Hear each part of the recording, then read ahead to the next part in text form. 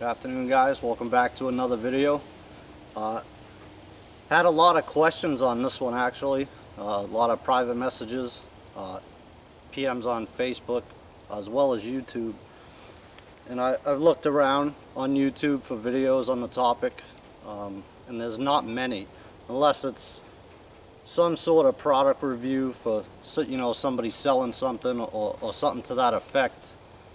I've only seen other videos on certain techniques displayed in video at a time. So I wanted to kind of shoot a video in the Woodsman ways and share with you guys, you know, again, going along with this whole series, kind of what I think about when I think about certain things like water disinfection.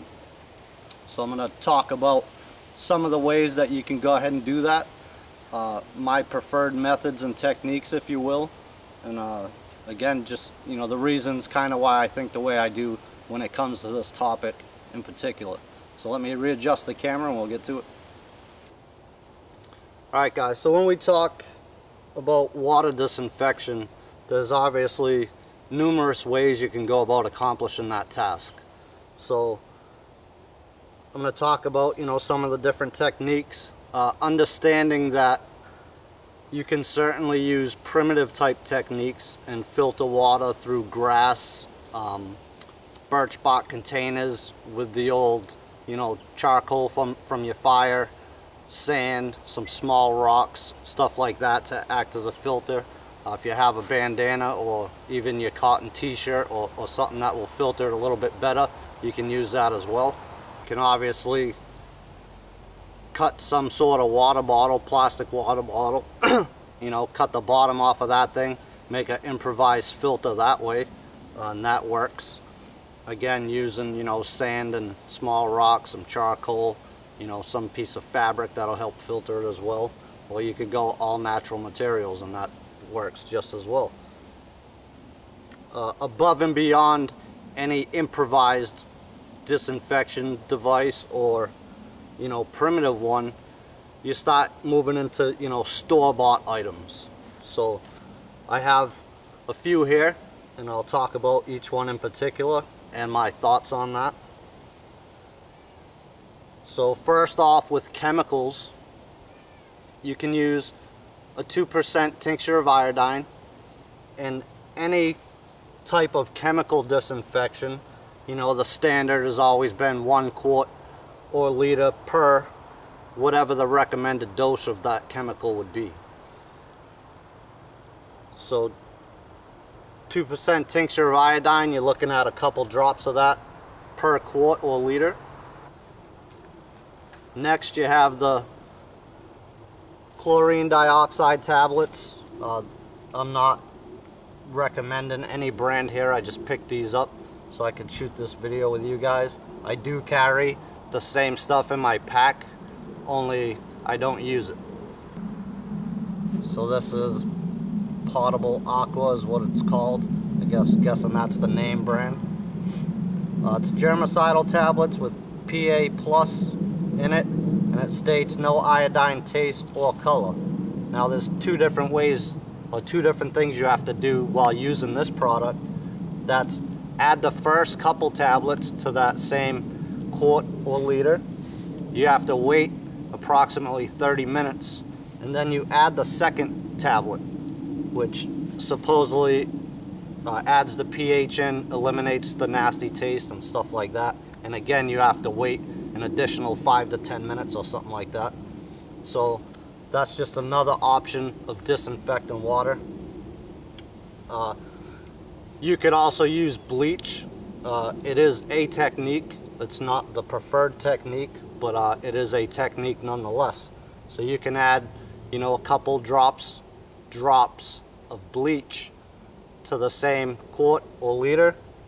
Shake that up. Again, you gotta wait and give it time, and depending on how much bleach or any chemical you put in that, you have to give it even more time, which is why, you know, your iodine and any tablets that you're gonna get give you instructions on exactly what dose of that you're gonna add to what amount of water, so they have time to, perfectly, or so it says.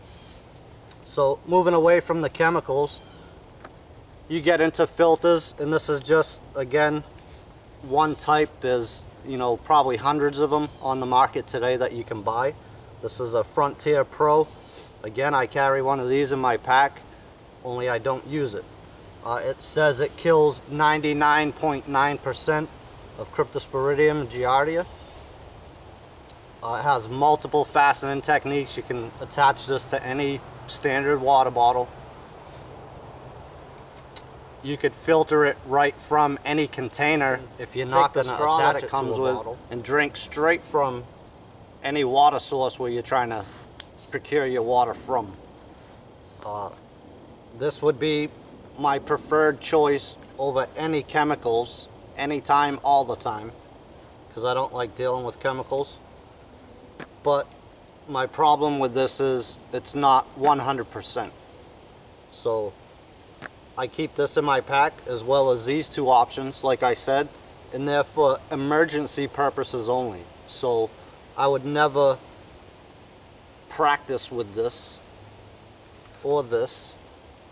And I'm not saying you shouldn't practice with your kit, because you definitely should do that. But when it comes to adding chemicals to my drinking water, that's not something that I want to practice with.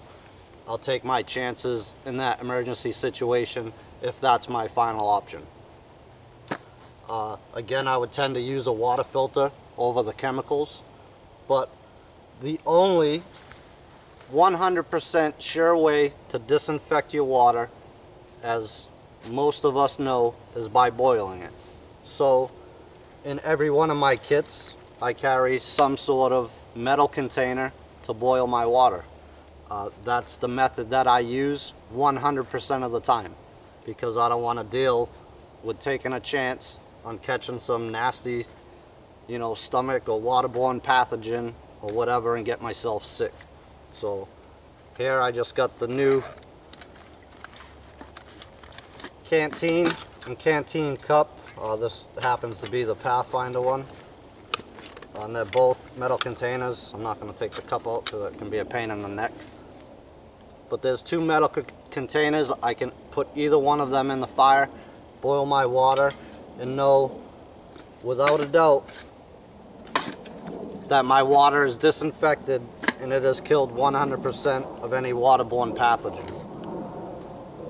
Now, there are additional ways in which you can disinfect your water. I'm not going to cover them here in this video. I do cover them at both my basic and advanced classes at the Woodsman School, but there's videos up on YouTube about it. You can go ahead and look them up and research them if you want to. And it's pasteurization. You can also pasteurize water to make it safe for you to drink. So again, I'm not going to cover that here on the different techniques, and there's a few of them. You can go ahead and do some research yourself or come to a class. We'd love to have you. So again, I just wanted to put this video out. I've had a lot of questions about it and my thoughts on it in particular. So there it is. I thank you guys for all your views, comments, and support as always.